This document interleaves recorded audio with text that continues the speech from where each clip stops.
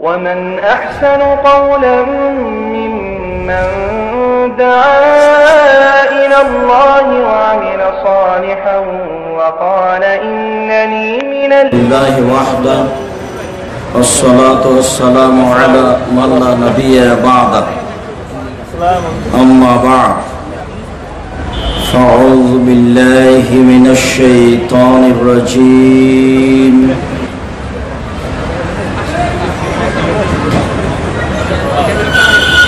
كل من عليها فان ويبقى وجه ربك ذو الجلال والإكرام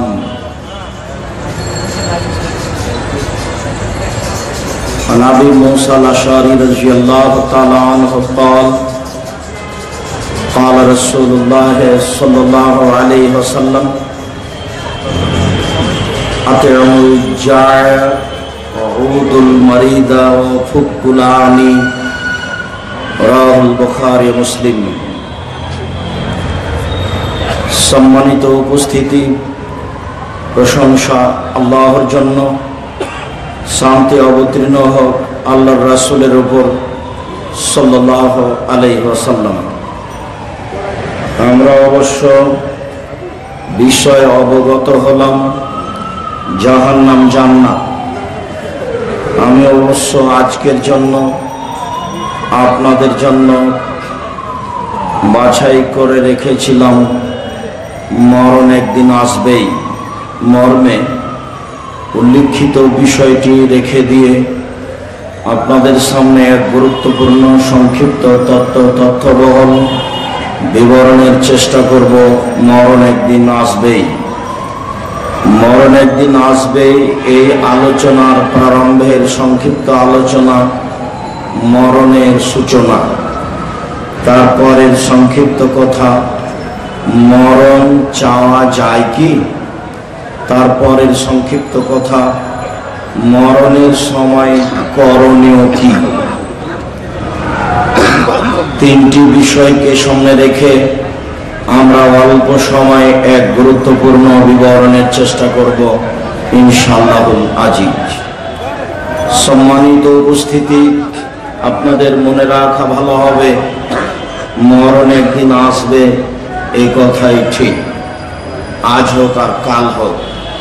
আল্লাহ তাআলা বলেন কুল্লু নাফসিন যায়কাতুল মউত, প্রত্যেক প্রাণীকে মরণের স্বাদ গ্রহণ করতে হবে। যার ভিতরে প্রাণ আছে তাকে একদিন মরতে হবে, এই কথা আল্লাহ তাআলা বলেন। আল্লাহ তাআলা বলেন কুল্লু মান আলাইহা ফান ওয়া ইয়াবকা ওয়াজহু রাব্বিকা যুল জালালি ওয়াল ইকরাম। যা কিছু পৃথিবীতে আছে সবকিছুই ধ্বংস হবে, জাহান্নাম জান্নাত থাকবে না, আকাশ জমিন ধ্বংস হয়ে যাবে, ফেরেশতাগণ মারা যাবেন, ইবলিস আর শয়তান সবাই ধ্বংস হবে। একমাত্র আল্লাহ তাআলা ছাড়া পৃথিবীর কোনো কিছু থাকবে না। আল্লাহ তাআলা বলেন কুল্লু শাইইন হালিকুন ইল্লা ওয়াজহাহু, সারা পৃথিবীর সবকিছুই ধ্বংস হবে আল্লাহ ছাড়া। প্রাণী তো ধ্বংস হবেই, আরো পৃথিবীতে যা কিছু আছে সবকিছুই ধ্বংস হবে। মহান আল্লাহ বলেন আইনামা তাকুনু ইউদরিকুমুল মউত ওয়ালাউ কুনতুম ফি বুরুজিন মুসাইয়াদা। তোমরা যেখানেই থাকো না কেন মরণ তোমাদের ধরবেই। যদি তোমরা একবারে দুর্ভেদ্য, অভিনব, আশ্চর্য দুর্গে লুকিয়ে থাকো, যে দুর্গের মধ্যে পৃথিবীর কোনো প্রাণী প্রবেশ করতে পারবে না, এমন যদি দুর্ভেদ্য দুর্গে লুকিয়ে থাকো তবু মরণ তোমাদের ধরবেই সুনিশ্চিত। মহান আল্লাহ বলেন, কুল ইন্নাল মাউতাল্লাযী তাফিররুনা মিনহু ফাইন্নাহু মুলাকীকুম। মুহাম্মদ আপনি বলে দেন যে তোমরা যেই মরণ থেকে পালাতে চাচ্ছ, এই মরণ তোমাকে একদিন না একদিন ধরবেই, নিশ্চিত ধরবে, অবধারিত ধরবে। আল্লাহ বলেছেন ধরবে, অতএব ধরবেই ধরবে। মরণ একদিন আসবেই, আজ হোক আর কাল হোক। আব্দুল্লাহ ইবনে আব্বাস রাদিয়াল্লাহু তাআলা আনহু বলেন, রাসূল সাল্লাল্লাহু আলাইহি সাল্লাম পরিত্রাণ চাইতেন এইভাবে, আউযু বিল্লাহি লা ইলাহা ইল্লা আনতা আল্লাযী লা ইয়ামুতু ওয়াল ইনসু ওয়াল জিন্নু ইয়ামুতুনা। আমি আল্লাহর আশ্রয় চাচ্ছি, তুমি ছাড়া কোনো মাবুদ নেই। তুমি এমন আল্লাহ যার মরণ নেই। তুমি ছাড়া মানুষ জিনের মরণ আছে, জিন মানুষের মরণ আছে, জিন এবং মানুষের মরণ হবেই হবে। আল্লাহর মরণ নেই, আল্লাহ চিরঞ্জীবী। আল্লাহ তাআলা বলেন আমাদের নবীকে, ইন্নাকা মাইয়িতুন, আপনার মরণ হবে, ওয়া ইন্নাহুম মাইয়িতুনা, তাদেরও মরণ হবে। পৃথিবীর সকল মানুষের মরণ হবে, আপনারও মরণ হবে, পৃথিবীর সকল মানুষের মরণ হবে। মুহাম্মাদের মরণ হবে, পৃথিবীর সকল মানুষের মরণ হবে। মরণের সময় মানুষ পুনরায় ফিরে আসতে চায়। ফায়াকুলা রাব্বি লাউলা আখারতানি ইলা আজালিন করিব ফাসাদদাকা ওয়া আকুম মিনাস সালিহিন। মরণের সময় বলবে প্রতিপালক, একটু সময় দিলে দান খায়রাত করব, ভালো মানুষ হয়ে যাব। একটু সময় দাও, একটু সময় দিলে দান খায়রাত করব, ভালো মানুষ হয়ে যাব। মরণের সময় মানুষ বলে, রব্বানা আখিরনা ইলা আজালিন করিব নজিব দাওয়াতাকা ওয়া নাত্তাবি রাসূলাকা। হে আমাদের প্রতিপালক, একটু সময় দাও না, একটু সময় দাও, তাহলে তোমাকে মেনে নিব, তোমার রাসূলকে মেনে নিব। একটু সময় দাও। মরণের সময় বলে, মরণের সময় বলে প্রতিপালক একটু সময় দাও, একটু সময় দিলে তোমাকে মেনে নেব, তোমার রাসূলকে মেনে নেব। মানুষে বলে রব্বির জিউনি, হে আমাদের প্রতিপালক একটু সময় দাও, আমালু সলিহান, তাহলে ভালো কাজ করব। একটু সময় দাও না, তাহলে ভালো কাজ করব। ইন্নাহু কায়লুন, আল্লাহ তাআলা বলছেন ওর একটা কথা মাত্র, এটা ফালতু কথা। আমি যদি এখনই সময় দিই তো যা ছিল তাই হবে। এরকম আমি কাজ করি না। ফাইদা জা আজালুহা লা ইস্তাখিরুনা সাআতান ওয়া লা ইস্তাকদিমুন, সময় চলে আসলে এক মুহূর্ত আগেও হবে না, এক মুহূর্ত পিছেও হবে না। এইটা আল্লাহ তাআলার চূড়ান্ত ফয়সালা।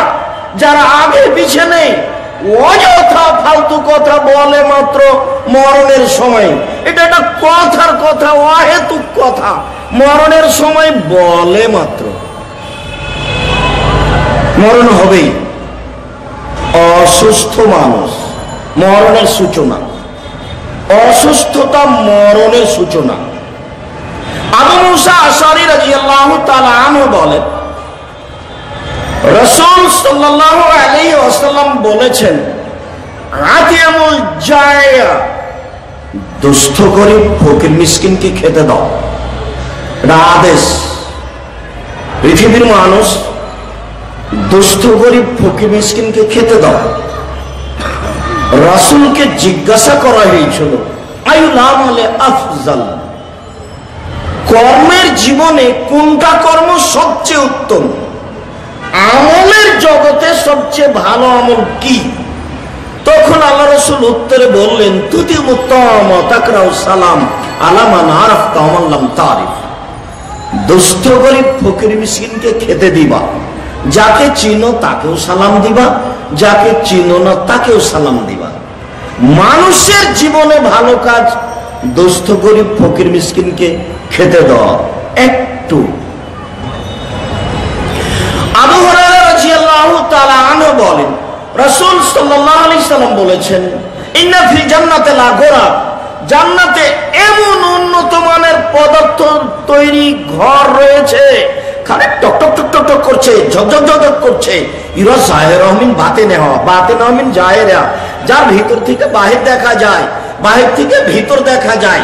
তো সাহাবীগণ বলছেন লেমান হাজিহি, আল্লাহ নবী এত দামি ঘর পাবে কে, এত দামি ঘর পাবে কে?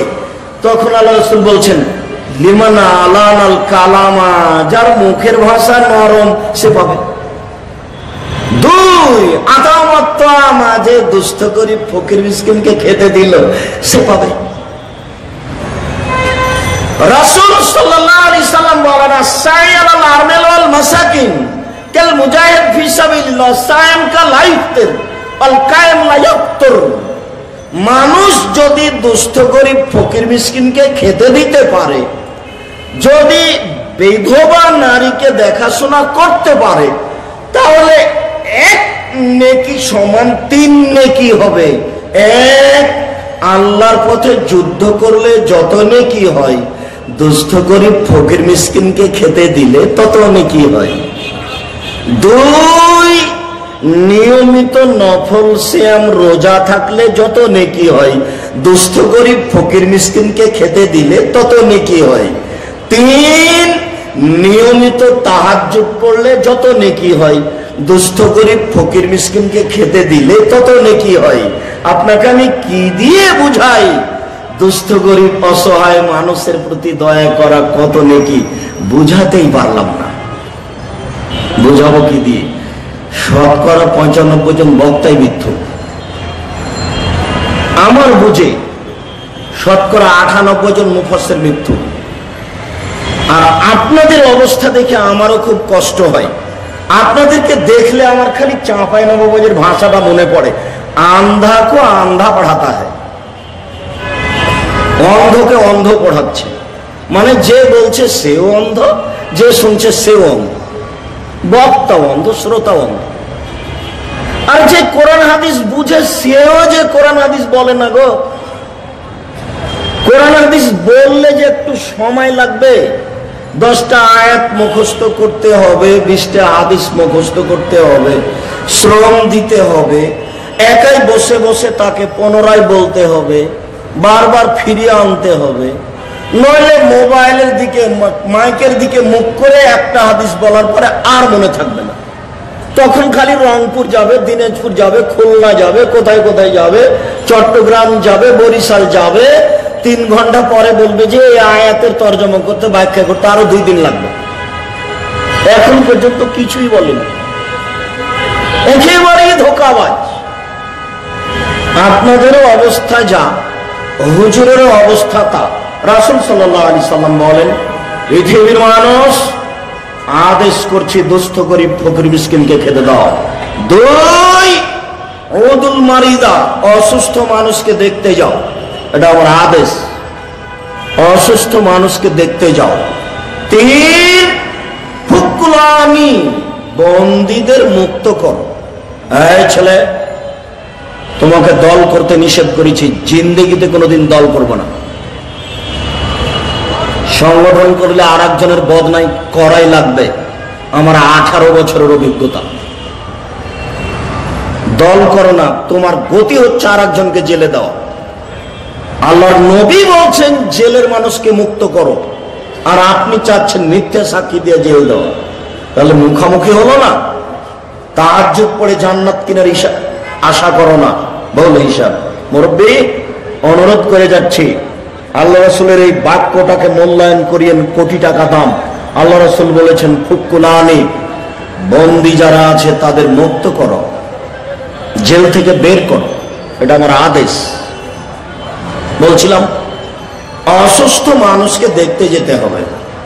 আবু হুরায়রা রাদিয়াল্লাহু তাআলা আনহু বলেন, রাসূল সাল্লাল্লাহু আলাইহি ওয়াসাল্লাম বলেছেন, লিল মুমিন আলাল মুমিন সিত্তু খিসালিন, একজন মুমিন আরেকজন মুমিনের উপরে 6টা হক রাখে, দেওয়াই লাগবে, দিতে বাধ্য, দেওয়াই লাগবে, দিতে বাধ্য, দিতেই হবে। এক ইয়াউদু হে যা মারেদা, অসুস্থ হলে দেখতে যেতে হবে, আপনি বাধ্য। আমি অসুস্থ হয়েছি, আমাকে দেখতে আসবেন। বংশাল, সুরিটোলা, মালিটোলা, পিয়ালা মসজিদ, আরো কত কি, এইসব মসজিদের মুসল্লিদের মতো কাগজে লিখে দিয়ে বলিয়েন না যে 5000 টাকা থাকলে একটু দোয়া করে দেন। আর এমন দোয়া মায়েরা দিল, আমার হায়াত পর্যন্ত সময় থাকলো, মাওলানা সাহেব আপনার কাছে প্রমাণের দাবি থাকলো, এইভাবে দোয়া চাওয়ার প্রমাণ কোথায়?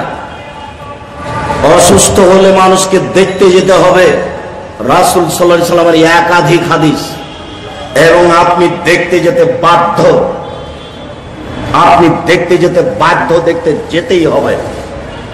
আগে যেটা বললাম সেটা আদেশ, আর এখন যেটা বলছি সেটা অধিকার। এরপরে যেটা বলবো সেটা আল্লাহ বলবেন বিচারের মাঠে আবার আপনাকে। একটু থেমে দেখুন, এই ছেলে, কারো গায়ে হাত দিয়ে থাকবে না, রেডি হও। 19-20 হয় না যেন কথা, পাখি যেন মনে করে আপনাকে পাথর, কথা যেন একটু 19-20 হয় না।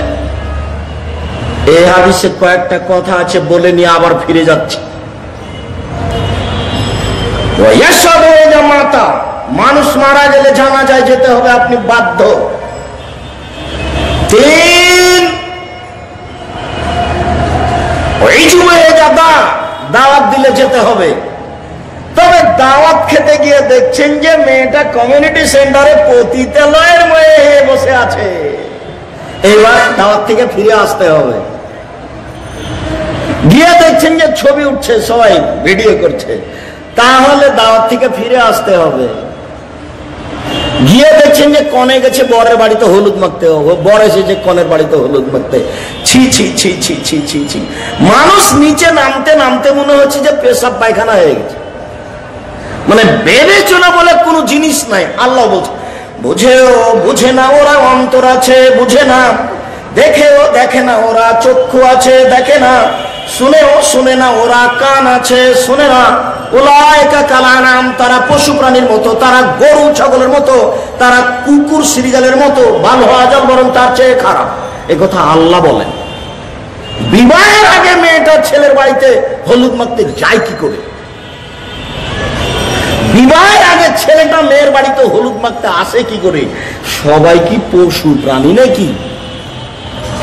আল্লাহ বলছেন যে ওরা পশু প্রাণীর মতো। এটা হয় কি করে? দাওয়াতে যেতে হবে, আপনি বাধ্য। তবে দাওয়াত খেতে গিয়ে দেখছেন তাহলে ফিরে আসতে হবে, এটাও বাধ্য।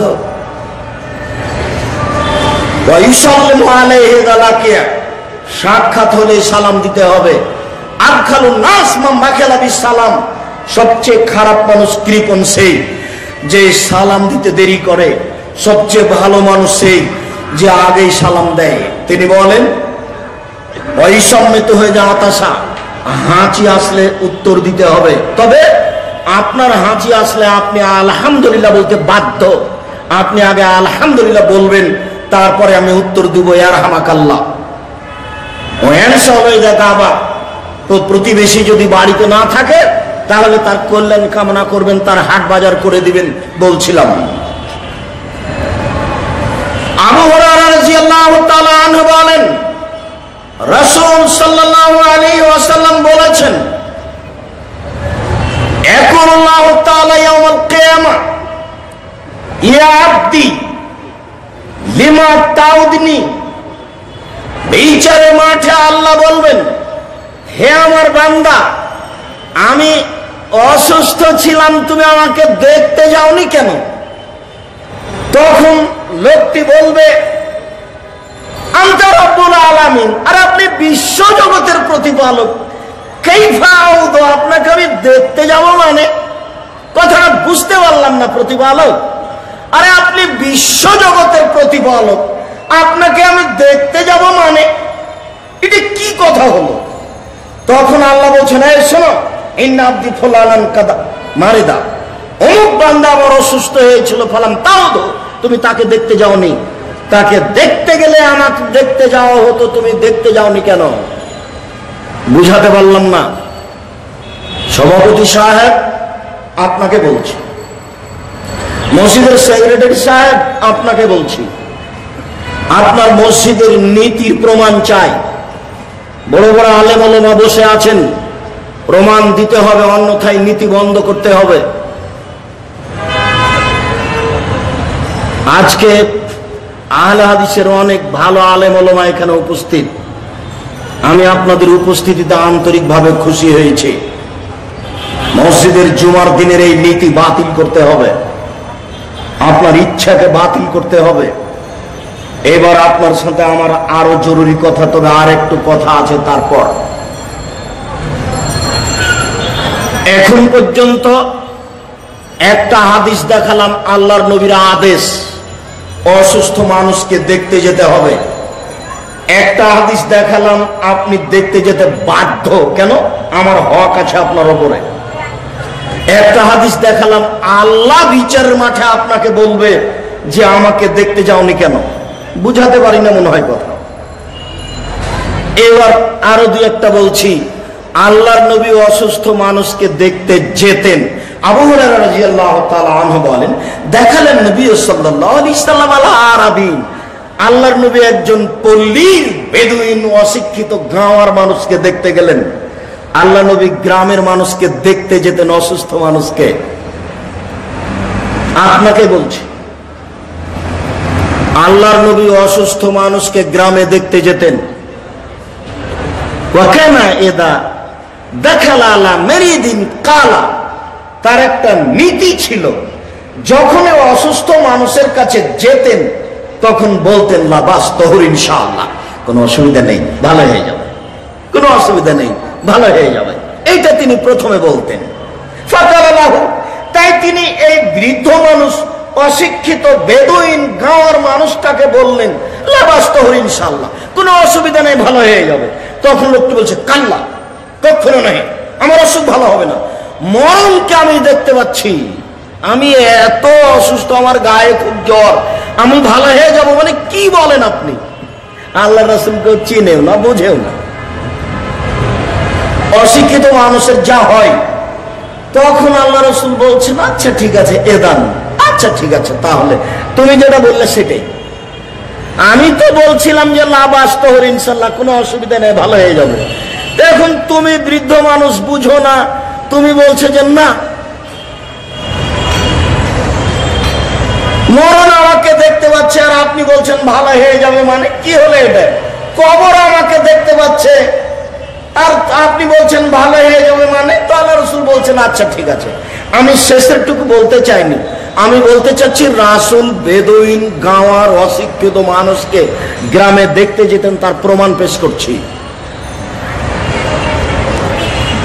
আবু হুরায়রা রাদিয়াল্লাহু তাআলা আনহু বলেন, দাখালা রাসূলুল্লাহ সাল্লাল্লাহু আলাইহি ওয়াসাল্লাম আলা উম্মি সাইব, সাইবের মাকে আল্লাহ রাসূল দেখতে গেলেন। আল্লাহ রাসূল বলছেন মালাকে তুজাবজিফিনা, এই কি ব্যাপার, তোমার কি হয়েছে? এই মহিলা, তোমার কি হয়েছে? তুমি এভাবে কাঁপছো কেন? থরথর করে কাঁপছো যে? তখন মহিলা বলছে আলাইয়া হুম্মা লা বারাকাল্লাহু ফিহি, আমার গায়ে খুব জ্বর, জ্বরের জন্য আল্লাহ বরকত না দেয়, আমার গায়ে খুব জ্বর, জ্বরের জন্য আল্লাহ বরকত না দেয়, আমার গায়ে খুব জ্বর, জ্বরের জন্য আল্লাহ বরকত না দেয়। তখন আল্লাহ রাসূল লা তুসবিল হুম্মা, জ্বরকে গালি দেব না, শোনো, জ্বরকে গালি দিব না। ফাইনা তুযহিবু যুনুবা কামা ইযহিবুল কিরু খাবাসাল হাদিদে, জ্বর মানুষের পাপকে দূরে করে, কামারের কর্মকারের ভাটি যেমন লোহার ময়লাকে দূর করে। বুঝাতে পারিনি। কামারের ভাটি দেখেছেন? হাপড় দেখেন না মনে হয়, কেমন মনে হচ্ছে যেন। আচ্ছা, কামার নাম শোনেননি? কামার কর্মকার, কর্মকার কামার, যারা লোহার কাজ করে, তাদের ওই ভাটি, ওই হাপড়ে যেখানে বাতাস দেওয়া হয়, কয়লার ভিতরে লোহা দেওয়া হয়, তো কিছুক্ষণ পরে লোহার গায়ে যে ময়লাটা আছে, সে ময়লাটা কি হয়ে যায়? ঝরে পড়ে যায়। আল্লাহর নবী বলছেন যে কর্মকারের হাপড়ে ভাটিতে লোহার ময়লা যেভাবে ঝরে যায় আগুনে, জ্বর মানুষের পাপকে ওইভাবে দূর করে দেয়। রাসূল সাল্লাল্লাহু আলাইহি সাল্লাম বলেছেন, কোন অসুস্থ মানুষ যদি বলে আলহামদুলিল্লাহ, তাহলে লোকটা হয়ে যায় সেই দিনের মতো যেদিন তার মা তাকে জন্ম দিয়েছে। লোকটা নিষ্পাপ হয়ে যায়। আর একটু অসুখ হলে যে ডাক্তারের কাছে যাচ্ছে, একটুকু যে দেরি করে না, তো দেরি করবে কেন? চিকিৎসা ভাতাও যে বেতন আছে, টাকাটা তো খরচ করা লাগবে। আরে মরার সময়তে মেডিকেলে বাপকে দেখতে পাচ্ছে, লাল বাতি জ্বলছে, দূরে দাঁড়িয়ে আছে, এই যে এই যে এই যে এই যে যাও, এই যে যাও, এই যে যাও, এই যে যাও, দেখছে বাপকে দূর থেকে। আশ্চর্য মানুষের হিসাব। আয়েশা রাদিয়াল্লাহু তাআলা আনহা বলেন, মাতান নবী সাল্লাল্লাহু আলাইহি সাল্লাম বাইনা হাকেনাতি ও জাকেনাতি, আল্লাহর নবী আমার চিবুক, থুতনির নিচে আর রানের উপরে মারা গেছেন। আমার রানের উপরে তিনি ছিলেন, আমার থুতনির নিচে, আমার বুকের উপরে লাগা। তখন তিনি বলছিলেন লা ইলাহা ইল্লাল্লাহ ইন্না লিল মাউতি লাসাকরাত, নিশ্চয় মরণের বড় কষ্ট আছে, নিশ্চয় মরণ একটা কষ্টকর ব্যাপার। আয়েশা রাদিয়াল্লাহু তাআলা আনহা বলেন, কানা বাইনান নবী সাল্লাল্লাহু আলাইহি সাল্লাম উলবা, মরণের সময় আল্লাহর নবীর সামনে ছিল একটা পানির বাটি, ফিহা মাউন, তাতে ছিল পানি, ফায়ুদখিলু ইয়াদাহু ফিহা, আল্লাহর নবী তার ভিতরে হাত ঢোকাচ্ছিলেন, ভিজা হাতটা ইয়ামসাহু বিহিমা ওয়াজহাহু, দিয়ে তার মুখটা এভাবে ডলে দিচ্ছিলেন ভিজা হাত দিয়ে। তার মানে গায়ে খুব জ্বর, নিজে নিজে হাত ঢুকিয়ে, হাত পানিতে ভিজিয়ে মুখের উপরে হাতটা বোলাচ্ছিলেন। তিনি বলছিলেন, ইন্না লিল মাউতি লাসাকরাত, নিশ্চয় মরণের কষ্ট বড় কঠিন, নিশ্চয় মরণের কষ্ট বড় কঠিন, নিশ্চয় মরণের কষ্ট বড় কঠিন। সুম্মা নাসাবা ইয়াদাহু, তারপরে হাতটা তিনি উপর দিকে করলেন। আয়েশার জন্য বিবরণ। তারপর তিনি হাতটা উপর দিকে করলেন, তারপরে বললেন, আল্লাহুম্মা গফিরলি, আল্লাহ তুমি আমাকে ক্ষমা করো, ওয়ারহামনি, তুমি আমার প্রতি দয়া করো, ওয়ালহিকনি বিররাফিকিল আলা, উঁচু সম্মানিত মর্যাদার অন্তর্ভুক্ত আমাকে করে দাও। সুম্মা মালাতাদাহু, সুম্মা কবেজা, তারপর আত্মাকে বের করে নেওয়া হলো। সুম্মা মালাতাদাহু, হাতটা ধীরে পড়ে গেল। আয়েশা রাদিয়াল্লাহু তাআলা আনহার নিজস্ব বিবরণ। পাশে স্বামী থাকলে একটু লা ইলাহা ইল্লাল্লাহ বলার সুযোগ হয়, একটু তাসবিহ তাহলিলের সুযোগ হয়, গায়ে একটু হাত লাগানোর সুযোগ হয়। তাই অসুখের জন্য গেছে সিঙ্গাপুর, ছেলে নাই, মেয়ে নাই, আহাল নাই, পরিবার নাই, কেউ নাই, যেতে পারে, কিন্তু মরা মানুষটাকে মেডিকেলে নিয়ে গেছে। ও বাড়িতে মরে গেছে, তাও যে মেডিকেল নিয়ে যাচ্ছে গো, তবুও মেডিকেল নিয়ে যাচ্ছে। বুঝাতে পারলাম না ধৈর্য সহ্য যে কারণ। একটা মহিলা এসে আল্লাহ রাসূলকে বলছে, আল্লাহ রাসূল আপনি আমার জন্য একটু দোয়া করেন তো, আমার গায়ে মির্গির রোগ, আমি হঠাৎ করে পড়ে যাই, আমি কাপড় চোপড় খুলে ফেলি। তখন আল্লাহ রাসূল বলছেন, ইসবিরি, তুমি একটা ধৈর্য ধারণ করো। তখন মহিলা বলছে, আচ্ছা ঠিক আছে, আমি ধৈর্য ধারণ করবো অসুখের উপরে, তবে আপনি একটু দোয়া করেন আমি যেন কাপড় খুলে না ফেলি। তখন আল্লাহ রাসূল বলছেন, আচ্ছা আচ্ছা ঠিক আছে, তোমার জন্য দোয়া করলাম, তুমি আর কাপড় খুলে ফেলবে না, নগ্ন হয়ে যাবে না। তারপরে আল্লাহ রাসূল বলছেন, শোনো শোনো শোনো শোনো, কেউ যদি জান্নাতি মেয়েকে দেখতে চায় তাহলে দেখতে পারে, এই মেয়েটা জান্নাতি, এই যে দেখে মেয়েটা জান্নাতি। রোগ অসুস্থ হলে চিকিৎসা করতে পারেন, জায়েজ। লিকুল্লি দাইন দাওয়া, আনজালাল্লাহু তাআলা লিকুল্লি দাইন দাওয়া। প্রত্যেকটা রোগের ঔষধ আছে, এই কথা আল্লাহর নবী বলেন। প্রত্যেকটা রোগের ঔষধ কালো জিরা, এই কথা আল্লাহর নবী বলেন। প্রত্যেকটা রোগের ঔষধ সিঙ্গা লাগানো, এই কথা রাসূল সাল্লাল্লাহু আলাইহি সাল্লাম বলেন। শুধু একটা রোগ সবচেয়ে মারাত্মক, যে রোগটা একেবারে ভাগ্যকে ভেঙে চুরমার করতে চাই, সেটা হলো বদনজর। ছেলেকে সবার সামনে নিয়ে যাবেন না, ছাদের উপরে সন্ধ্যায় নিয়ে যাবেন না, যেখানে সেখানে নিয়ে যাবেন না। মানুষের নজর বদনজর। বদনজর ছেলেকে লেগে গেলে খুব কঠিন অবস্থা, মারাও যেতে পারে, ভাগ্যকে ভেঙে দিতে পারে বদনজর। এই কথা রাসূল সাল্লাল্লাহু আলাইহি সাল্লাম বলেন। ভেঙে দিতে পারে না, যদি ভাগ্যকে ভেঙে দেওয়া যেত তাহলে বদনজর পারত। বদনজর এক মারাত্মক ব্যাধি, কঠিন রোগ। সংক্ষিপ্ত ভাবে এইখানে আলোচনা শেষ করে, আরো কিছু ছিল এখানে, সংক্ষিপ্ত করে দিচ্ছি। এইখানে করে দিয়ে আপনার কাছে আবারও দাবি থাকলো, চলন্ত নীতি বাতিল করুন, অসুস্থ মানুষকে দেখতে যান। এখানে একটু বলে রাখি, রাসূল সাল্লাল্লাহু আলাইহি সাল্লাম অসুস্থ মানুষকে দেখতে যেতেন।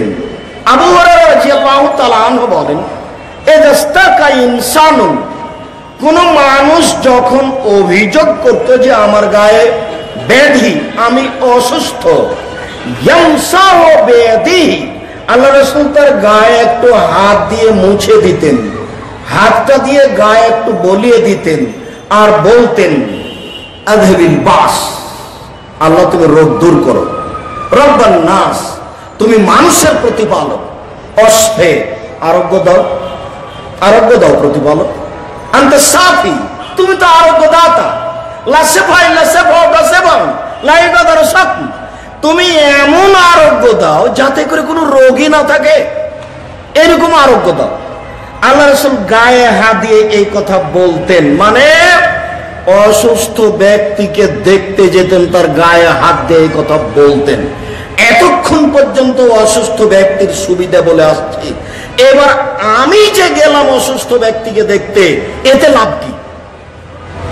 আলী রাদিয়াল্লাহু তাআলা আনহু বলেন, রাসূল সাল্লাল্লাহু আলাইহি সাল্লাম বলেছেন, মান আদা মুসলিমান সাবাহান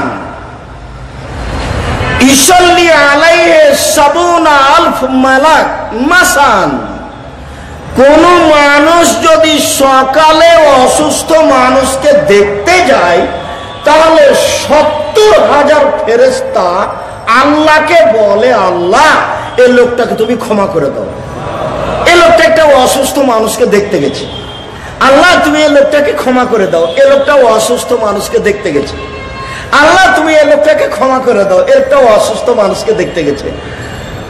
70,000 ফেরেশতা। আমি যে কি দিয়ে বুঝাই আপনাকে, সকালে গেলে সন্ধ্যা পর্যন্ত, সন্ধ্যায় গেলে সকাল পর্যন্ত।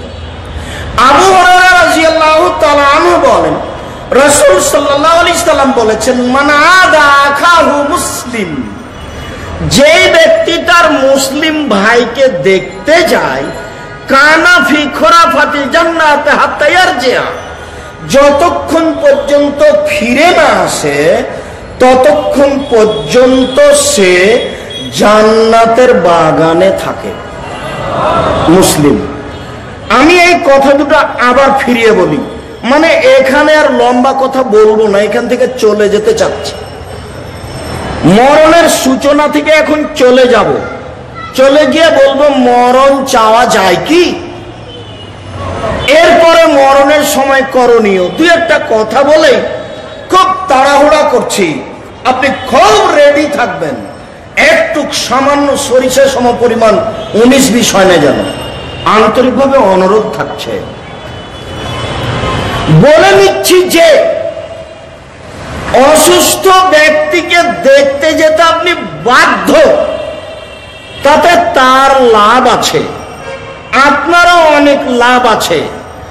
এবার মসজিদে যে এইভাবে কাগজ লিখে দিয়ে দোয়া চেয়ে নেওয়া হচ্ছে, তার প্রমাণটা কোথায়? যদি কোনো প্রমাণ না থাকে তাহলে রাসূলের সুন্নাতকে উপেক্ষা করে একটা নতুন সুন্নাত চালু হচ্ছে নাকি? অসুস্থ ব্যক্তিকে দেখতে যেতে হবে, এটা রাসূলের সুন্নাত, আর মসজিদে দোয়া করে নিতে হবে, এটা ভারতের সুন্নাত। বিবেচনা করতে হবে। সম্মানিত দিনী ভাই বোন, মরণের আশা আকাঙ্ক্ষা করা যায় কি?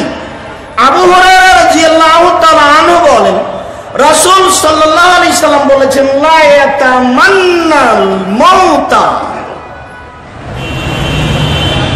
অবশ্যই যেন কোনো ব্যক্তি মরণের আশা আকাঙ্ক্ষা না করে। কেন? ইম্মা মুসিয়ান ইম্মা মুহসিনান ফালাল্লাহু ইয়াজদাদা খায়রান।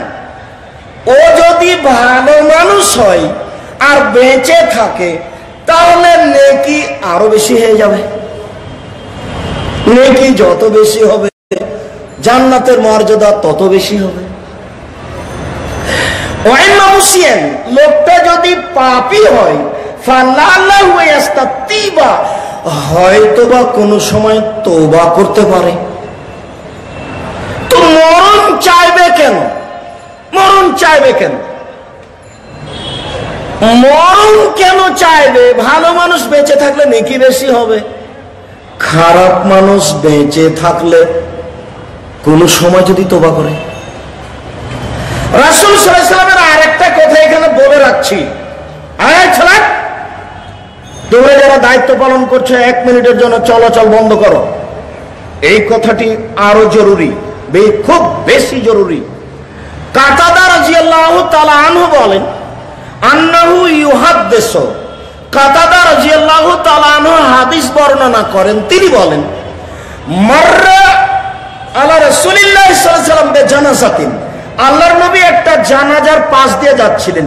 একটা জানাজা রাসূলের পাশ দিয়ে যাচ্ছিল, একটা জানাজা রাসূলের পাশ দিয়ে যাচ্ছিল। তাহলে রাসূল বললেন, আল মুস্তারিহু ওয়াল মুস্তারাহু মিনহু, এই লোকটাও একটু নিরাপত্তা শান্তি গ্রহণ করুক, অন্যান্যরা নিরাপত্তা ও শান্তি গ্রহণ করুক। সাহাবীগণ বলছেন, আল মুস্তারিহু ওয়াল মুস্তারাহু মিনহু। আল্লাহ রাসূল যেই ভাষা বললেন এটা বুঝতে পারলাম না, কি যে বললেন আপনি এটা। আল্লাহ রাসূল নিরক্ষর ছিলেন, কোনটা ত, কোনটা আইন, কোনটা গাইন, কোনটা কাপ, কোনটা ফা কিছু চিনতেন না। এরপরেও মাঝে মধ্যে এমন ভাষা বলতেন যে শ্রোতা কেউ চিনে না, বুঝে না। বলার সাথে সাথে সাহাবীগণ বললেন, বুঝলাম না যে কি বললেন। তখন আল্লাহ রাসূল বলছেন, শোনো, আলাবদুস সালেহ ইয়াস্তারিহু মিন আদাদ দুনিয়া ওয়া ইয়াযহাবু রাহমাতিল্লাহ। লোকটা যদি ভালো হয় তাহলে তো কবর দিলেই তাড়াতাড়ি দুনিয়ার ঝামেলা কষ্ট ক্লেশ থেকে বেঁচে গেল আর আল্লাহর রহমতের কাছে চলে গেল, কবরের সাথে সাথে জান্নাত চলে গেছে, তো লোকটা বেঁচে গেল। আব্দুল ফাজের, লোকটা যদি খারাপ হয়, লোকটা যদি খারাপ হয়, ইয়াস্তারিহুল মিনহু আল ইবাদু ওয়াদ দাব্বু ওয়াল বেলাদু ওয়াশ শাজারু, তাহলে তার ক্ষতি থেকে বেঁচে যাবে মানুষ, পুরুষ নারী, তার ক্ষতি থেকে বেঁচে যাবে দেশ শহর, তার ক্ষতি থেকে বেঁচে যাবে পশু প্রাণী, তার ক্ষতি থেকে বেঁচে যাবে গাছপালা। পাপীর পাপের প্রতিক্রিয়া পড়ে তার ছেলে মেয়ের উপরে, জাতির উপরে। পাপীর পাপের প্রতিক্রিয়া পড়ে দেশের উপরে, অশান্তি নেমে আসতে পারে। পাপের প্রতিক্রিয়া বাড়ির গাছপালার উপরে পড়ে, ফল ধরবে না। গাছটা মরে গেল। আমি আপনাকে প্রতিক্রিয়া ভালোভাবে বুঝাতে পারলাম না, তবে আল্লাহর নবী বলেছেন যে ওই লোকটাকে মাটি দিয়ে দিলে দেশবাসী বেঁচে যাবে, পশু প্রাণী বেঁচে যাবে, গাছপালা বেঁচে যাবে, মানুষজন বেঁচে যাবে। এখন আপনি বুঝেন, আপনি কি বুঝলেন? আপনি বলেন, আপনি কি বুঝলেন? আমি বলছি পাপের প্রতিক্রিয়া আর একজন মানুষের উপরে গিয়ে পড়ে। আমি বলছি পাপের প্রতিক্রিয়া দেশের উপরে পড়ে। আমি বলছি পাপের প্রতিক্রিয়া গাছপালার উপরে যা পড়ে। আমি বলছি পাপের প্রতিক্রিয়া গরু ছাগলের উপরে গিয়ে পড়ে। আমি যদি বুঝাতে না পারি আমি অক্ষম। হাদিস বোখারি মুসলিম। হাদিস বোখারি মুসলিম মানে আম গাছে জাম ধরতে পারে, ধরে না। অমাবস্যার রাতে চাঁদ উঠতে পারে, উঠে না। শোয়ের ছিদ্র দিয়ে লাঙ্গলের ফল ঢুকতে পারে, ঢোকে না। শোয়ের ছিদ্র দিয়ে লাঙ্গলের ফল ঢুকে যেতে পারে। আম গাছে জাম ধরে যেতে পারে, অমাবস্যার রাতে চাঁদ উঠে যেতে পারে, এগুলো ঘটে যেতে পারে। আমি যে কথা বলছি এতে সন্দেহ আছে বলে কিয়ামত পর্যন্ত চেষ্টা করলে সরিষা ঢোকানো যাবে না। যা বলছি তাই থাকবে ইনশাআল্লাহ। তার নাম বুখারী মুসলিম।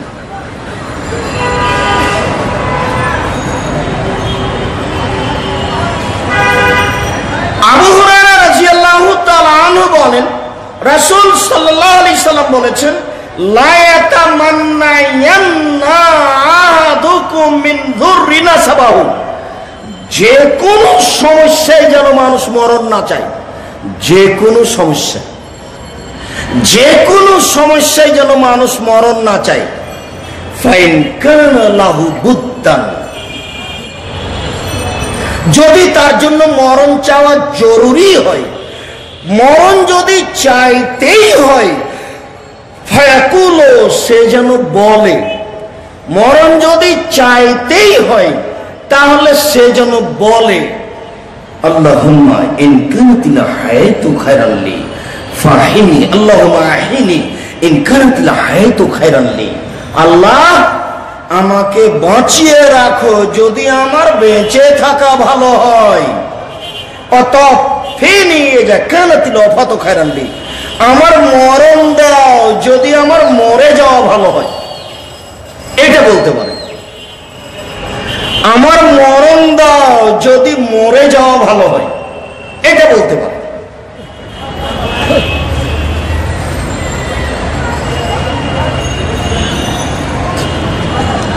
উম্মু সালমা রাদিয়াল্লাহু তাআলা আনহা বলেন, রাসূল সাল্লাল্লাহু আলাইহি ওয়াসাল্লাম বলেছেন, মা মিন মুসিবাতিন তুসিবুহু, যে কোনো সমস্যা যদি আপনাকে লাগে, যে কোনো সমস্যা, ফাতাকুলু ওয়া ইয়াকুলু, সে যদি বলে ইন্না লিল্লাহি ওয়া ইন্না ইলাইহি রাজিউন, যা কিছু ঘটেছে আল্লাহর জন্য, আল্লাহর কাছে আমরা ফিরে যাব। তারপরে বলে আল্লাহুম্মা জিরনি ফি মুসিবাতি ওয়াখলিফ লি খায়রান মিনহু, আল্লাহ যেই মুসিবত আমার উপরে এসেছে এতে তুমি আমাকে নেকি দাও, আর এই জায়গাতে একটা ভালো কিছু দাও। উম্মু সালমা রাদিয়াল্লাহু তাআলা আনহা বলেন, যখন আল্লাহর নবী এই দোয়াটা আমাকে বলতে বললেন তখন আমি বলছি যে আইউল মুসলিমিনা খায়রুম মিন আবি সালমা, আরে আবু সালমার চেয়ে তো কেউ ভালো মানুষ নেই। আবু সালমা আমার স্বামী, আবু সালমা মারা গেল, আর আল্লাহর নবী বলছেন যে তার স্থানে আর একটা ভালো মানুষ চাও। আমার তো বুঝে আবু সালমার চেয়ে ভালো মানুষ কেউ নেই, তো আমি কিভাবে চাইতে পারি? এটা তো যাক, কুলতোহা ফাইনি কুলতোহা, রাসূল বলেছেন তাই বলি, রাসূল বলেছেন তাই বলি যে ওয়াখলিফ লি খায়রান মিনহু, আল্লাহ আমার স্বামী মারা গেল, এর স্থানে তুমি আর একটা ভালো মানুষ দাও। কয়দিন পরে দেখি রাসূল সাল্লাল্লাহু আলাইহি সাল্লাম আমাকে বিবাহের প্রস্তাব দিলেন। তখন আমি বুঝলাম, ও এবার তো দেখি আল্লাহ রাসূল আমার স্বামী আবু সালমার চেয়ে কত ভালো, তার তো হিসাব নিকাশই নেই। আমি বুঝতে পারছিলাম না। বললেন, যখন আমাকে বিবাহের প্রস্তাব দিলেন, বুখারীর হাদিস, তখন আমি তাকে তিনটে কথা বললাম, দেখুন আল্লাহর নবী আমাকে তো বিবাহের প্রস্তাব দিচ্ছেন, তবে একটু বুঝে নেন আমি কিন্তু গ্রামের মেয়ে, আপনি কিন্তু শহরের মানুষ, চলতে ফিরতে না জানি কেমন কেমন হয়। এক, দুই, আমি কিন্তু স্বামীওয়ালা মানুষ, আমার স্বামী ছিল মারা গেছে, আমি তার সাথে কেমন চলেছি, আপনার সাথে যে কেমন চলবো সেইটা যে কেমন হয় বিবেচনা করে প্রস্তাব দিন। আল্লাহ রাসূল শুনুন, আমার আগের স্বামীর একটা ছেলে আছে, সেই ছেলেটা আমার সাথে থাকবে, তো আমার আগের স্বামীর ছেলে নিয়ে আপনি আমাকে নিয়ে চলতে পারবেন কিনা বিষয়টি ভেবে বলুন। তখন আল্লাহ রাসূল বলছেন যে বুঝেই তোমাকে বিবাহের প্রস্তাব দিয়েছি। তখন মুসালমা বলেন আচ্ছা ঠিক আছে। এটা ওই যে একদিন বলছিলাম খাও পান করার নিয়ম।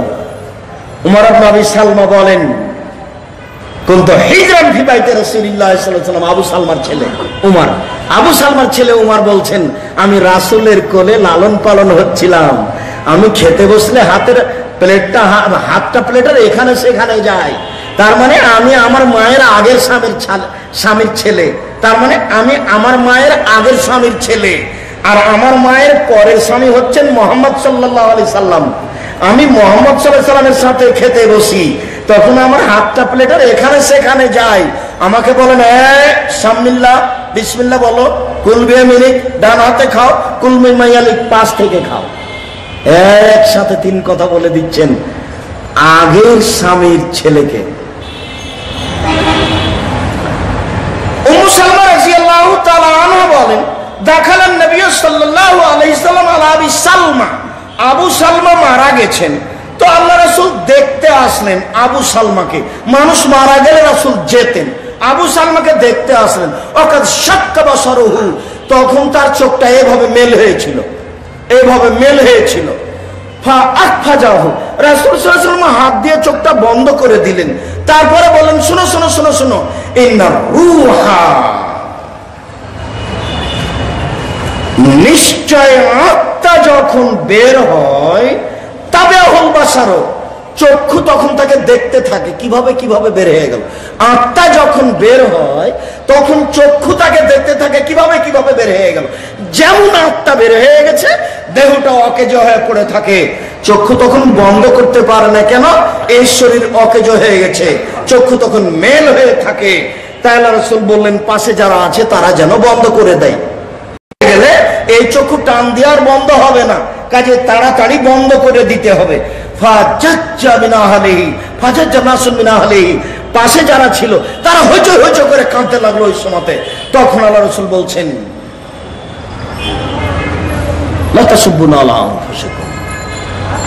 তোমরা নিজেদের উপরে এভাবে গালি দিও না, তোমরা এভাবে কান্নাকাটি করো না। মালাইকাতে ইউমিনুনা আলা মা তাকুলুনা, তোমরা যেসব কথা বলো ফেরেশতারা তার উপরে আমিন বলে। এভাবে কান্নাকাটি করছো কেন? এভাবে কি বলা বলি করতে লাগলে হইচই করে? আরে বলো কি, তোমরা যেটা বলছো ফেরেশতা তার উপরে আমিন বলে। জীবনে কোনোদিন ছেলেকে শয়তান বলে গালি দিবেন না, এই শয়তান কোথায় গেছিলি তো দাঁত ভেঙে দেবো, এভাবে ছেলেকে বলবেন না। কেন? আপনি যখন বললেন এই শয়তান, তখন আমিন বলল, ফেরেশতা বলল আমিন, আল্লাহ তুমি একে কবুল করো, মানে এই শয়তান হয়ে যায়। আর আপনার স্ত্রী যদি গ্রামের হয় তাহলে আপনার ছেলে মেয়েকে যে কত কি বলে তা আমি জানি না, খালি আপনি জানেন। বুঝাতে পারিনি কথা মনে হয়। আপনি যা বলেন এই কথার উপরে কে আমিন বলে? ফেরেশতাগণ। কাজে মুখ দিয়ে কথা বের করলে হিসাব করে বের করবেন, নিজেকে মানুষ মনে করবেন, কোন সময় নিজেকে পশু প্রাণী মনে করিয়েন না, সাবধান।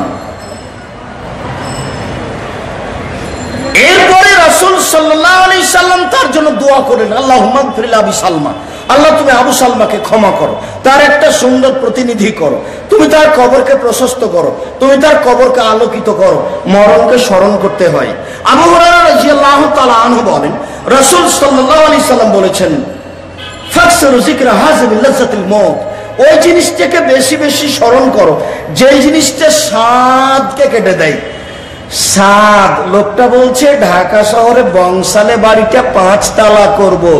রাতে কত ভাবলো, সকালে মারা গেছে। নাই তো সাদ কেটে দিল কে? মরণ। আল্লাহ নবী বলছেন এই জিনিসটাকে বারবার স্মরণ করিও, মরণকে বারবার স্মরণ করিও, মরণকে স্মরণ করতে হয়। গরিব মানুষটা বলছে যে 7 দিনের মধ্যে একটা ভ্যান কিনবো, তো মারা গেল, তো সাদটা থেকে গেল, মরণ তার সাদটাকে কেটে দিল। রাসূল সাল্লাল্লাহু আলাইহি সাল্লাম বলছেন জুরু কাবরাকুম ফাইন্নাহু তুযাক্কিরু মাউতাকুম, কবর দেখতে যাও, কবর দেখতে যাও, কবর তোমাদের মরণকে স্মরণ করাবে। সবাই মিলে দেখতে গিয়ে চতুর্দিকে দাঁড়িয়ে হাত তুলে দোয়া করিয়েন না, সেটা আবার বেদাত হবে। ব্যক্তিগতভাবে হাত তুলে দোয়া করবেন। আপনি আপনার মতো যাবেন, আমি আমার মতো যাব, আপনার ভাই তার মতো যাবে, সবাই মিলে কবরের চতুর্দিকে দাঁড়িয়ে হাত তুলে দোয়া করবেন না, সেটা আবার প্রমাণ করা যাবে না। রাসূল সাল্লাল্লাহু আলাইহি ওয়াসাল্লাম বলছেন কবরকে দেখতে যাও। রাসূল সাল্লাল্লাহু আলাইহি ওয়াসাল্লাম একদা বললেন সবচেয়ে বুদ্ধিমানকে তাকে বলতে পারো, সবচেয়ে বুদ্ধিমানকে?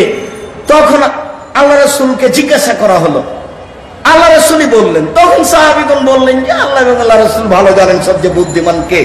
তখন আল্লাহ রাসূল বলছেন যে মরণকে স্মরণ করতে পারে সে হলো সবচেয়ে বুদ্ধিমান, যে মরণকে স্মরণ করতে পারে সে হলো সবচেয়ে বুদ্ধিমান। আব্দুল্লাহ ইবনে মাসউদ রাদিয়াল্লাহু তাআলা আনহু বলেন রাসূল সাল্লাল্লাহু আলাইহি ওয়াসাল্লাম একদা বললেন ইস্তাহিউ মিনাল্লাহি হাক্কাল হায়া। এই সাহাবীগণ, পৃথিবীর মানুষ, তোমরা একটু প্রকৃত লজ্জা করো তো আল্লাহকে, একেবারে খাঁটি লজ্জা করো, একটু আল্লাহকে লজ্জা করো তো, প্রকৃত একটু লজ্জা করো।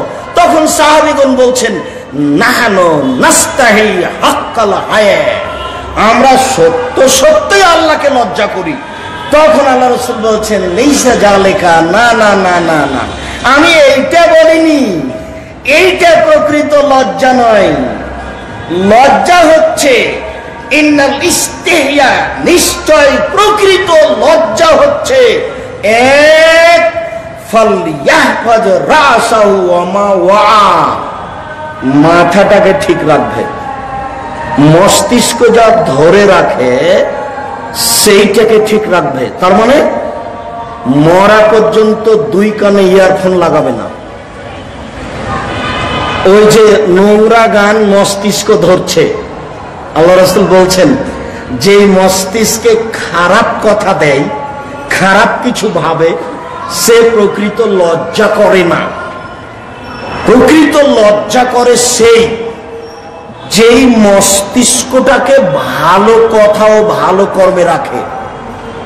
2 ওয়াল ইয়াফাজ বাতনাহু ওয়া মা হাওয়া, পেটটাকে কন্ট্রোলে রাখে, পেটে খারাপ কিছু দেয় না, যে হালাল উপার্জন করে, হালাল খায়, সে প্রকৃত আল্লাহকে লজ্জা করে। 3 ওয়াল ইয়াযকুরুল মউতা ওয়াল বেলা, মরণকে স্মরণ করেছে।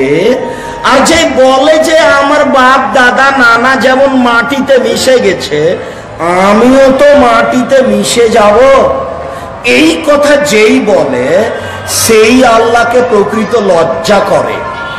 ডাক্তারের ঘরে ঢুকে দেখলাম একটা কঙ্কল, কঙ্কলের কপালে লেখা আছে আমিও মানুষ ছিলাম। এখন ডাক্তার এটা বুঝেন কিনা আল্লাহ ভালো জানেন।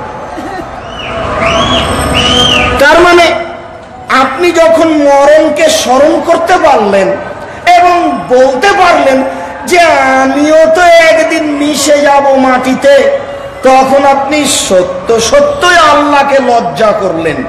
আয়েশা রাদিয়াল্লাহু তাআলা আনহা বলেন আদখুলু বাইতি ফিহি রাসূলুল্লাহ সাল্লাল্লাহু আলাইহি ওয়াসাল্লাম, যেই ঘরে রাসূল ছিলেন, যেই ঘরে রাসূলের কবর হয়েছে, সেই ঘরে আমি আয়েশা ঢুকতাম। ও ফিহি কবর রাসূলুল্লাহ সাল্লাল্লাহু আলাইহি ওয়াসাল্লাম আবু বকর, সেই ঘরে ছিল আবু বকরের কবর, সেই ঘরে ছিল আমার স্বামীর কবর।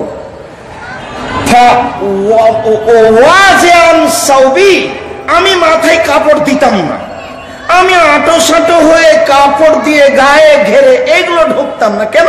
আমি মনে করতাম এটা আমার বাপের কবর, এটা আমার স্বামীর কবর, তা আমি এমনিতেই কবরের পাশে চলে যেতাম। মাথায় কাপড় না থাকলেও আমি কবরের পাশে চলে যেতাম। ফালাম্মা দফেনা উমার মাহুম, যখন উমারকে তাদের মধ্যে ঢুকিয়ে দেওয়া হলো, মা দাখালতুহু ইল্লা আনা মুতাসাওয়াদাতুন বিসিয়াবি, আমি আমার কাপড় দিয়ে নিজেকে গুটিয়ে নিতাম, আমি মাথায় কাপড় দিতাম, গায়ে কাপড় দিতাম। হায়ান মিন উমার, উমারের লজ্জায়। কেন? এখানে একজন বেগানা পুরুষের কবর আছে, আমি আয়েশা মাথায় কাপড় না দিয়ে কেমনে যায়? এই বোকা মেয়ে, তোমার লজ্জা নাই? বেশরমা মেয়ে, এখনো তোমার মাথায় কাপড় নাই কেন? তোমার বাপ নাকি মুসলমান? তোমার বাপ নাই নাকি? তোমার মাথায় কাপড় নাই কেন? আপনাকে বলছি, আপনি কা পুরুষ? আপনাকে আমি ঘৃণা করি। আপনি কা পুরুষ? আপনাকে আমি ঘৃণা করি। আপনি কা পুরুষ? আপনাকে আমি ঘৃণা করি। আপনার এই মেয়ে এখন বাজারে ঘুরছে মাথায় কাপড় না দিয়ে। আপনার স্ত্রী যে ফ্যাশন বোরকা পরে চলছে, বোরখার কাপড় আমি কিনে দিয়েছি, কোমর চিকন, আবার পা বাড়ালে আর এক কালার বের হয়, সেটা বোরখা হয় কি করে? লজ্জা হয় না? শরম হয় না? কি ভাবছেন আপনি? তাহাজ্জুদ পড়ে জান্নাত কিনারা হিসাব করবেন না। 3 শ্রেণীর মানুষ জান্নাতে যাবে না, তার মধ্যে আপনি আছেন। 3 শ্রেণীর মানুষ জান্নাতে যাবে না, তার মধ্যে আপনি আছেন। 1, মদমেনুল খাম, নিয়মিত বিড়ি, তামাক, জর্দা, সিগারেট, গুল, নেশাদার দ্রব্য খায়, পান করে যে। 2, রাজনাতু মিনান নিসায়ে, পুরুষের বেশধারী নারী, যারা পুরুষের জুতা স্যান্ডেল পরে, যারা পুরুষের শার্ট প্যান্ট পরে, যারা পুরুষের পোশাক পরে, যারা মাথার চুল ছোট করে, তারা জান্নাতে যাবে না। 3, আপনি। আর দায়ুস আল্লাযী কুরফি আল খাবাসা, যে তার বাড়িতে বেহায়ের সুযোগ দিয়েছে, সে হলো দায়ুস। রাসূল সাল্লাল্লাহু আলাইহি ওয়াসাল্লাম বলেছেন, লাকিনু মাউতাকুম লা ইলাহা ইল্লাল্লাহ, মুমূর্ষ অবস্থায় মরে মরে জান যায় যায়, মরে মরে জান যায় যায়, তোমরা তাকে লা ইলাহা ইল্লাল্লাহ স্মরণ করো। কেন? মান কানা আখিরু কালামে লা ইলাহা ইল্লাল্লাহ ফাদাখালাল জান্নাহ, কারো যদি শেষ কালেমা লা ইলাহা ইল্লাল্লাহ হয় তাহলে সে জান্নাতে চলে গেছেন। কারো যদি শেষ কালেমা লা ইলাহা ইল্লাল্লাহ হয় তাহলে সে জান্নাতে চলে গেছে। আবু যার গিফারি রাদিয়াল্লাহু তাআলা আনহু বলেন, আতাইতুন নবী সাল্লাল্লাহু আলাইহি সাল্লাম ওয়া আলাইহি সাবুন আবিয়াজ ও হুনাইন, আমি আল্লাহর নবীর কাছে আসলাম, তখন দেখি তার উপরে সাদা কাপড় আছে, তিনি ঘুমিয়ে আছেন। আমি চলে গেলাম, ফাতাই তো অকাদিস্তাই কাজা, আবার আসলাম, দেখি তিনি জেগে গেছেন। আবার আসলাম, দেখি তিনি জেগে গেছেন। তিনি আমাকে দেখে বলছেন, আবু যার শোনো, আবু যার শোনো, মান কানা লা ইলাহা ইল্লাল্লাহ ওয়া মাতা আলা যালিক, যে ব্যক্তি লা ইলাহা ইল্লাল্লাহ বলল, সেই যদি এই কথার উপরে মারা যায়, আর যদি শিরক না করে, সে যদি এই কথার উপরে মারা যায়, যদি শিরক না করে, ফাদাখালাল জান্নাহ, তাহলে সে জান্নাতে চলে গেছে। তখন আবু যার গিফারি বলছেন, চুরি করলে জেনা করলেও যাবে? তখন আল্লাহ রাসূল বলছেন, ওয়ান জানা ওয়ান শারাকা, চুরি করলে জেনা করলেও যাবে। ওয়ান জানা ওয়ান শারাকা, চুরি করলে জেনা করলেও যাবে। ওয়ান জানা ওয়ান শারাকা, চুরি করলে জেনা করলেও যাবে। ওয়ান জানা ওয়ান শারাকা, চুরি করলে জেনা করলেও যাবে। ওয়ান জানা ওয়ান শারাকা, চুরি করলে জেনাও করলে যাবে। আল্লাহ আবু যারের নাক মাটিতে মিশে যাক, আমি বলছি জান্নাতে যাবে। সে আপত্তি করার কে? সে আমার মুখের উপরে আপত্তি করে কেন? শুনুন, মানুষের জীবনের শেষ কালেমা লা ইলাহা ইল্লাল্লাহ হওয়া উচিত। পাশে লা ইলাহা ইল্লাল্লাহ বলে দিবেন, সারা পৃথিবীর মানুষ যদি সূরা ইয়াসিন তার পাশে পড়ে, তার কোনো উপকার করতে পারবে না। যারা মাযহাব মানে না তারা আগে কোরআন পড়ে, আর যারা মাযহাব মানে তারা পরে কোরআন পড়ে, উভয়ই বেদাতি। আল্লাহ সকল মানুষকে হেফাজত করে। সম্মানিত দিনী ভাই, আমার আলোচনা লম্বা হয়ে গেছে, আপনার বসে থাকা দেখে আমি খুবই খুশি। এরপরে আমি শেষে চলে আসলাম, আন্তরিকভাবে আপনি দাওয়াত দিয়ে গেলাম। আপনি তো আমাকে আনতে জোর চেষ্টা চালাচ্ছেন। আব্দুর রাজ্জাক সাহেব, আপনাকে আসতেই হবে। এবার দেখি আপনাকে আমি দাওয়াত দিই, আপনি যান কিনা। 15-16 ফেব্রুয়ারি জামিয়া সালাফিয়া রূপগঞ্জ, নারায়ণগঞ্জ, ঢাকা, সবাকে যেতে হবে। আপনাকে আমি খুব ভালোবাসি, আপনি একটু উপস্থিত হবেন ইনশাআল্লাহ। আন্তরিকভাবে সহযোগিতায় উপস্থিত হবেন। গত বছরের সম্মেলনে খরচ হয়েছিল 12,40,000। রাজশাহীতে খরচ হয়েছে 10,15,000। এবছর এখানে প্রায় 15 থেকে 16 লক্ষ টাকা খরচ হতে পারে। দেশের সব বড় বড় আলেম ওলামা থাকবেন, বিষয়ভিত্তিক কথা বলবেন। আন্তরিকভাবে সকল দিনই ভাই বোনকে সেখানে যাওয়ার জন্য দাওয়াত দিলাম। 15-16 ফেব্রুয়ারি সপরিবারে যাবেন, থাকা খাওয়ার ব্যবস্থা থাকবে, সম্ভবপর চেষ্টা করা হবে। বিষয়ভিত্তিক সব আলোচক কথা বলবেন, দেশের প্রায় সব বড় বড় আলেম ওলামা থাকবেন। আপনাকে আন্তরিকভাবে উপস্থিত হওয়ার জন্য অনুরোধ জানাচ্ছি। 2 প্রতিষ্ঠানে 1900 ছেলে মেয়ে পড়াশোনা করে। 9,86,000, প্রায় 10 লক্ষ বেতন লাগছে জানুয়ারি থেকে। প্রায় 10 লক্ষ প্রতি মাসে বেতন লাগে, এখন এই মাস থেকে লাগছে। কাজে আপনি দোয়া করবেন যাতে করে আল্লাহ ব্যবস্থা করেন। 100 জন শিক্ষক শিক্ষিকা কর্মচারী আছে, তারও কিছু বেশি, তাতে বেতন আছে 9,86,000, প্রায় 10 লক্ষ। আপনি দোয়া করবেন, আল্লাহ ব্যবস্থা করে দিবেন। ক্ষমতা উপরে আছে, খালি আপনার দোয়ার দরখাস্ত। আমি মানুষ হিসেবে অনুরোধ জানাচ্ছি মাত্র, আপনি আপনার জিম্মেদারি পালন করবেন আশাবাদী। 1900 ছেলে মেয়ে পড়াশোনা করে, প্রায় 1900, 2টা প্রতিষ্ঠানে। উন্নত মানের পড়াশোনার জন্য চেষ্টা চালাচ্ছি, আপনাদের দোয়া। পরের কথায় আমি বলছি যে সিলেট সুনামগঞ্জ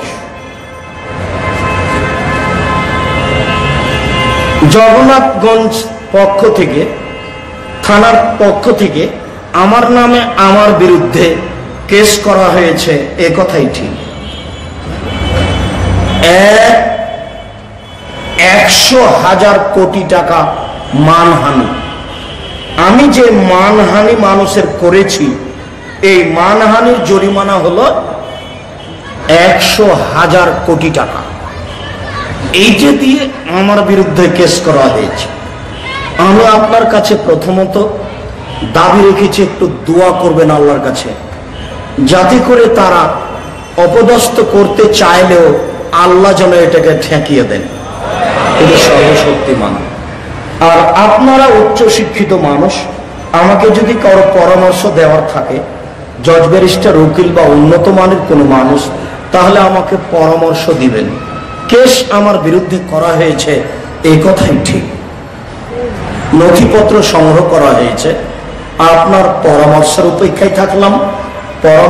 অপেক্ষায় থাকলাম, আর আন্তরিকভাবে দোয়ার দাবি থাকলাম। উপস্থিত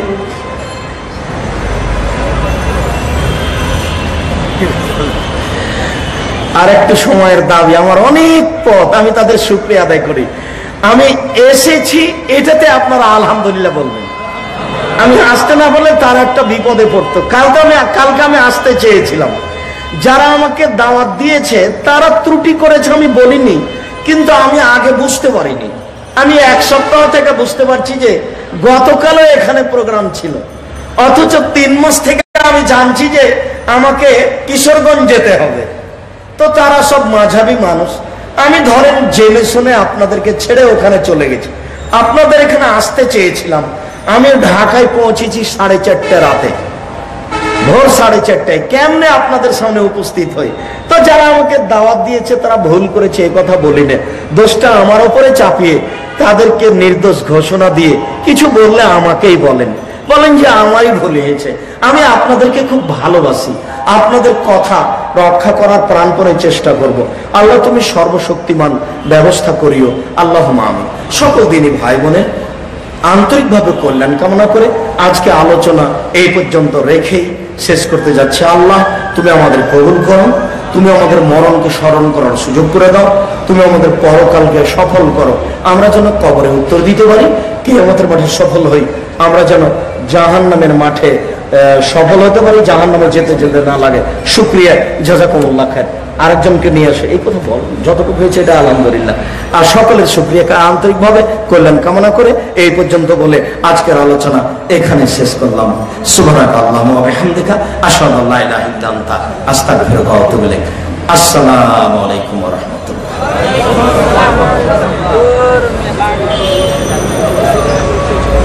আলহামদুলিল্লাহ। সম্মানিত সাথী ভাই ভাইরা, বসে একটু, আমাদের অনেক সময় আছে, ইনশাআল্লাহ শুরু হলো, প্রস্তাবকে দিয়ে শুরু হয়েছে।